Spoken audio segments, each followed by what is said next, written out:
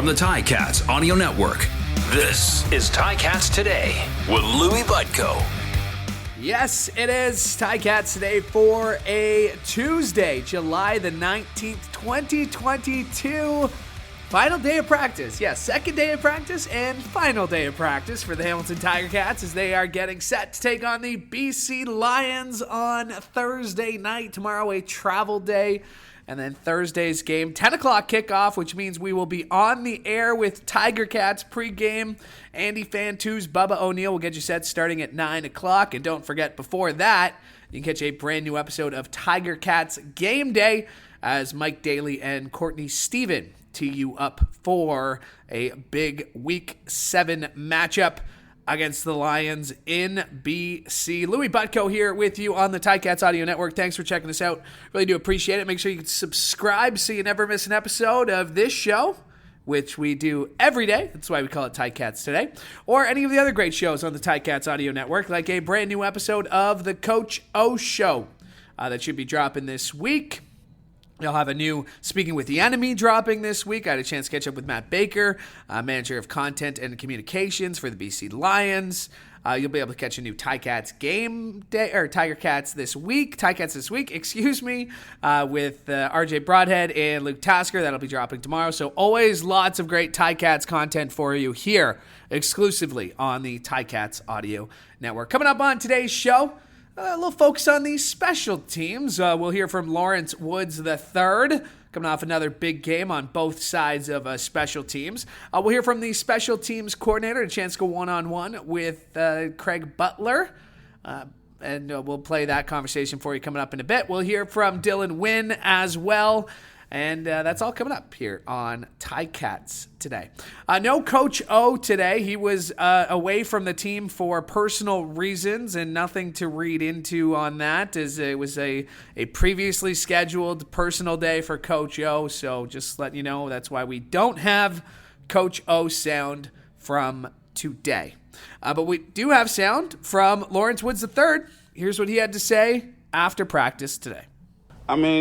Yeah, it's not going the way we wanted it to go, but at the same time, you know what I'm saying, it's still a long season, got a lot ahead. So I'm pretty happy, you know what I'm saying, we got the win this past weekend. Just hopefully we can continue on and keep going from there. Honestly, I'd say my speed. And, we got a lot of guys that's on special teams who are holding up and blocking for me, you know what I'm saying. It don't go without saying, they help me, you know what I'm saying, a lot. So. Well, yeah, so when I first got here, everybody was telling me, at least the DBs, that's you got 37. I was like, all right, the 37, that's cool, but it ain't, a number that I would want, you know what I'm saying? He's like, but it's everybody they put in 37, they feel like they see something in them, you know what I'm saying? And so I did my own little research, so I went back and looked at, film from a couple years ago, 2019, and, they had a pretty good returner, and, I think I fit the system very well, almost, synonymous. So when I had made it through the last guy and I cut up across the field, I'm thinking I'm like, all right, I'm pretty fast. I did a little 10 extra yard burst. I'm like, all right, cool. And then I peek right, I see Tyler Tanowski on the side blocking the guy, about to block a guy. I'm like, all right, cool. And I look left and I see a guy. I'm like, oh, and I try to cut the jets back on and down I went. Honestly, for me, I just personally, we always say, do your job. You know what I'm saying? So, I feel like when I go out there on the field, regardless if it's I'm on defense at half, at corner, or if I'm playing returner or I'm playing gunner, just go out there and do my job, make my play. So, that's my mentality when I do that.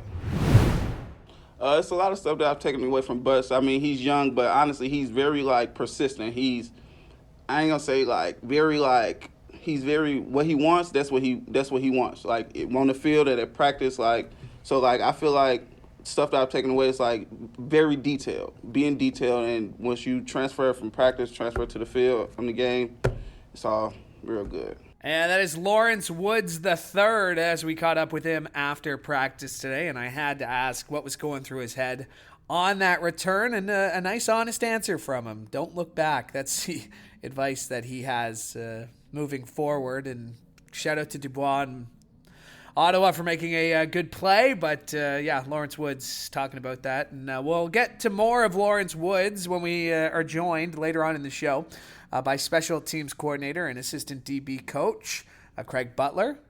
Still ahead, we're going to hear from Dylan Wynn as we caught up with him. But right now, let's hear from a man who made all the highlight reels this past week, Stephen Dunbar Jr., with that amazing one-handed catch that, again, was everywhere this weekend. We had a chance to catch up with him after practice, and here's what he had to say about that catch. To be honest, man, we got one rep out of that practice, the play call. So I just told myself, man, just make the play. They ended up running a coverage that we didn't expect them to run. From there, I seen the ball in the air. I just kind of locked in on it. It was funny, and people was going crazy about the catch, and I didn't even realize I got a PI or anything like that. It was really a rush, for real. It was crazy. That was the sickest catch I've made in my life. You didn't feel them all over it? I didn't. At the time, I didn't. I was so focused on the ball. And then when I got back to the sideline, everybody was going crazy, and I seen the replay. I was like, oh, man. I was sick. It was sick. Oh, yeah. People, social media, who's reaching out to you? Yeah, everybody's going crazy. Everybody's been in my phone, my friends back home, my buddies from college, and everybody's just going crazy. So, yeah. Yeah, definitely, man. That's exactly the truth, man. I try to work on my game pretty much every day, just so when those moments come, it's kind of second nature and it just happens. It's not a thought. It's just, my body just kind of reacts. And that was just kind of how it happened, man. It's just my body just reacted. And, it's kind of cool to see those kind of things manifest when you work, when you're working at them. So it was dope. I think we just got a lot of hard workers, man. A lot of guys who are really talented and a lot of guys who are really good at accepting coaching. We got a good coach in Jason Phillips, and he pushes us about, focusing on the details, making sure that we're putting our best effort out there at practice, so that when we get to the game, we've already prepared to perform. And I think that's why, regardless who's up and who's in the game or who the ball's getting thrown to, you see guys making plays in a consistent way. So I think Dane is doing well, man. I think he's probably it's probably a lot of things going on in his mind right now. Brand new father. His first career, just being the guy that's, coming in and starting from day one. There's probably a lot of pressure on his mind. There's probably a lot of things that he got going on. But I think he's dealing with it well. I mean, obviously, when you play quarterback, everybody's always looking at you, so that comes with the pressure of its own. So I think he's dealing with it well, and I like the way that he responds to adversity, and I like the way that he comes in and works every day. And like I said, football is football. Sometimes things go your way, sometimes things don't, but I think the way he's responded to those things, he's been doing well with that. I try to just be myself. I mean, I just, that's just how I carry myself. That's just who I am. And we got some guys who, with a lot of different personalities in our room, so a lot of us kind of feed off each other. I hope I bring my element to the room for sure. But we got a lot of guys who, bring their own swagger to the wide receiver corps. That is Stephen Dunbar Jr. as we got up with him after practice. All right, one more piece of post-practice sound. We had a chance to catch up with Dylan Wynn this week, and here's what he had to say as the team picked up their first win of the season and looking for another in BC this week. In a way, but we're already looking on to BC. I mean, this is day one and day two combined for us, so tomorrow's our game day prep, ready to roll, and fast and ready to go. We got a big team ahead of us. BC brings a lot of their own challenges of their offense, an amazing quarterback, big play wide receivers, a strong run game, and an offensive line that's aggressive. So we're just excited for this challenge that we get next week. Being able to finish, just being able to pull it out at the end, that's something that we got to keep, and that's a lesson that that we're lucky to have learned early. That being said, it's just stacking the bricks, no step backs, and capitalizing on every opportunity we're given. He's a consummate professional. He did exactly what we expected him to do, and I'm sure what he expected of himself. Like you said earlier, the waiting room. it's next man up, and we play. We have full confidence in everybody on this roster, and there's not a single guy, I believe, in our defensive, in our whole team that's in that waiting room that doesn't have the ability or the wherewithal to step in and dominate. And so it was great that he got his ability to shine. Yeah, absolutely, we missed him. And it's hard to replace somebody like that. But, Wilson's a baller in his own right, so it was wonderful to have him out there with us. A little bit, but like last week, I just talked about, you show up early, go home late, and one day you just hit oil. We just happened to hit oil. And, I'm a firm believer that it comes in bunches, but, it's not playing out of the defense and trying to make things happen. It's allowing those, you just have to make the plays that come to you, the plays that are yours. And if you start looking at, hey, we're not getting sacks, hey, we're not doing this, it pressures guys into making mistakes and doing too much. And we're just, as a D-line, trying to do our 1/12 and put our team in the best position to win. Man, every game in the CFLs, I think it's got to be like 90% of the CFL games are figured out in the last 3 minutes. And, for the new guys in the league, get used to it, because that's how it always is. No lead's safe. And it always comes down to that's the brand of football we love. That's the CFL, and that's what makes it so entertaining, is it's always down to the wire.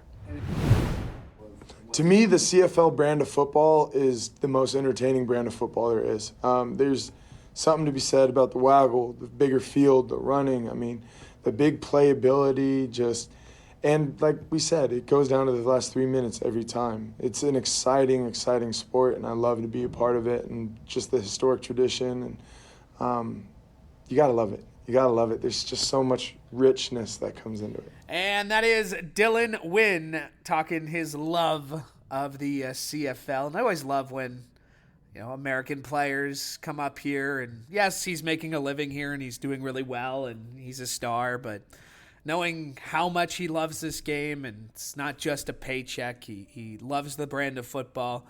Always great to see, and I know his family has become huge fans of the CFL, and I know that because I've gotten to meet John Wynn at one of the Grey Cup parties this past season, and they really do love this game, and hearing Dill talk about the game that way, always nice to hear. Speaking of players who love the game, he loved it as a player. He loves it as a coach. Very pleased now to be joined by special teams coordinator and assistant DB coach Craig Butler. And Coach Butts, your first full season as a coordinator. I know we've talked about this a couple of times this season, but now that we're a third of the way through, just about, your thoughts on how the job has maybe lived up to your expectations and things you haven't expected from the job. Well, I think the special teams, it never goes according to plan. That's just how it works in the CFL. But that's the beautiful part of this game, is it's about, we like to say midstream adjusting, and you just got to pick up where kind of where you left off, and, lean on your fundamentals and lean on kind of what you stand for and your foundation. And, the guys have been doing an outstanding job about just being committed to kind of, our culture, and like I said, being committed to the foundation and the principles that we set in training camp. Now, you've obviously played for a lot of different coaches. How have you found your own style of coaching as a coordinator this season? Because you have a distinct style, and I've talked to people about it. You demand excellence, as most coaches would, but how have you defined your style as a coach? I don't know if I have a definition of it. I just be myself. I guess it's authentic. I don't really, if that was one way, I guess, one descriptive word, I guess I would say that it's me. I'm not really putting on a show, or, I don't think I am. I just kind of be myself. It was the same way I was when I played football too. I demanded excellence of myself first and foremost, and then of my teammates. So I kind of just be me. I'm going to learn football, and there's a lot other coaches with a lot more football knowledge than me. So I try to soak it up and be a sponge, but at the end of the day, I just, be myself, and hopefully that comes through to the guys. Let's talk about the group that you have on special teams. Obviously it's a big group on both sides of football, but you have to have been impressed with what you've seen so far. What stands out to you about the performance of your group so far? Yeah, they've just been working hard. Like I said, they're committed. They have fun. They're a young, fast, physical bunch that loves the game of football, and they're committed to getting better every day and committed to learning. And when you walk into that room every day with that type of people, you're starting off on the right foot. So, just always credit to the players. They're the ones that make the plays, and they've been having fun. That's something that you always want to see guys do. Even if you're kind of in a lull with winning games, you still want the guys to have energy and to bring it to practice every day. And like I said, just be committed.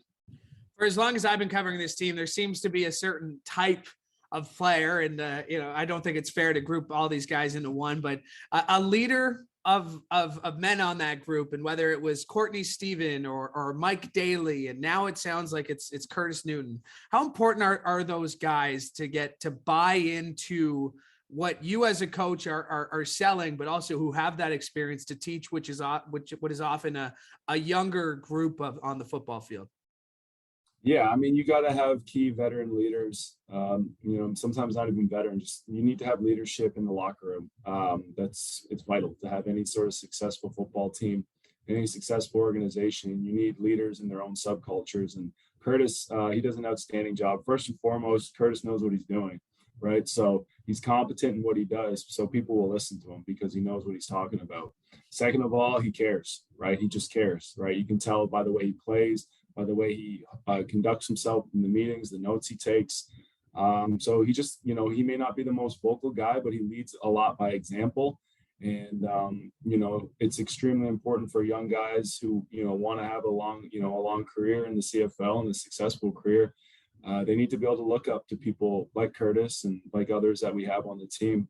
So, yeah, it's invaluable to have players like that as a coach. You need them to kind of deliver the message. Another player who has been invaluable for you this season, we heard from him earlier in the show, and that's Lawrence Woods. And obviously you liked what you saw from him in training camp. He had that return in Guelph, and he really has been a spark plug. What have you seen from his game that has made him so effective?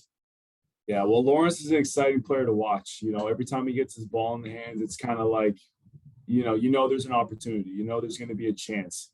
Obviously, his speed is, you can't deny his speed, and then his toughness, right? He's a tough, hard-nosed player that bounces off tackles, and then he's also a returner that's covering kicks. It doesn't happen too often in any league of football where your star returner is covering punts and covering kickoffs. So, he's had some great returns, but I'm sure Lawrence would say too that he's got to credit the other 11 guys that are on the field with him kind of blocking for him and making that happen. But, he's just, when you look at guys who are returners, you kind of say that he's got it, and he's one of those guys who's got it. Just going to put you on the spot for a couple other guys here. Have you met a long snapper who plays the game as hard as Gordon White does? Yeah, Gordy's a great guy, man. He's one of those pieces in a locker room that every locker room needs to have. He's just that guy that you can, he'll always be smiling. He plays the game hard. He cares about what he does, and he works on it every single day. So yeah, he's a great guy to have. Obviously he has a great skill set too. So yeah, there's some, that's kind of what makes a football team so great, is you got different people from different backgrounds and different personalities, and Gordo's one of those guys that you want to have in the locker room. How many times did Mike Domagala's hit in the fourth quarter of Saturday's game? How many times did that get shown in the film room this week? Well, it got shown a few times, not necessarily for that reason. You don't always want your kicker and your punter making tackles, but Dom, it's what you get called to do. You got to step up and do your job. That's why when we do tackling circuits, everybody's involved, kickers included. And to that point, just on Dom, obviously, was the place kicker and then brought in for punting. And obviously he knows that John Ryan's here. What have you seen from him? A second year guy, but he's performed when called upon, but just how that kicking room is developed this season. What have you seen from it as the coordinator? Well, Dom's obviously, he, starting off as a kicker, right? Didn't obviously go exactly, I'm sure, how he planned and how, everybody else in the organization wanted to go too. So, Dom, the thing that you love about Dom is he doesn't get discouraged by much, right? He wants himself to get better, and he loves his teammates too. He's encouraging everybody else out there. I'm sure you can hear him. And he's just committed to the process of constantly improving, and he gets the bigger picture, right? It's not about him. It's not anybody saying Dom can't do this. It's about us trying to find ways to win. And, last week it was Dom as our punter. So credit to him. He stepped up very quickly. And I know moving forward, anything that we ask of him, he'll do. And just real quick before we let you go, your DBs, they had a real solid game last week. They're always a spot on the football field that's highlighted, but Alden Darby really seems to have made himself at home there. Richard Leonard, we didn't think there'd be any trouble for him blending in, but just what have you seen from that secondary group this year? Yeah, I mean, the DBs are coming together. I think it's been sometimes it's an adjustment just from year to year, even if there's one new body in there, not having Carrie L in there, it's kind of a different voice. So Darby's, he's held his own. He's starting to make plays. He's a great player. That's kind of what's expected of him. Every single one of those guys, I think they're coming together. They're starting to kind of form an identity.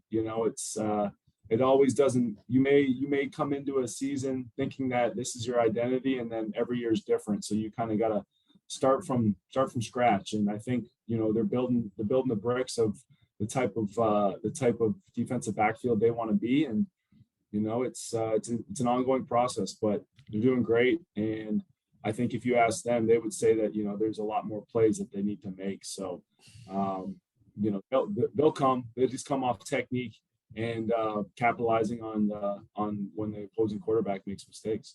Well, we've seen Carriel out there at practice this week. It looks like he's working his way back. Des Lawrence as well. We've seen him this week. So obviously you and Coach Bradley are going to have some tough decisions to make when it comes to your starting lineup, as you got a lot of talent there in the secondary. Coach Butler, thank you for doing this. It's always great to connect with you, and best of luck this week in BC. Awesome. Thanks, Louie. Have a great one. My thanks to Craig Butler for joining me today, and my thanks to you, because, as I say, we could not do the show without your support. I wouldn't want to do the show without your support. You are the reason we do it, because of you, the fans, and just for you, we'll be back here tomorrow for another brand new episode of Ticats Today. Hope you'll join us then. From all of us here at the Ticats Audio Network, I'm Louie Butko, hoping you have a great day. Ticats Today can be heard every weekday, and we would like to hear from you.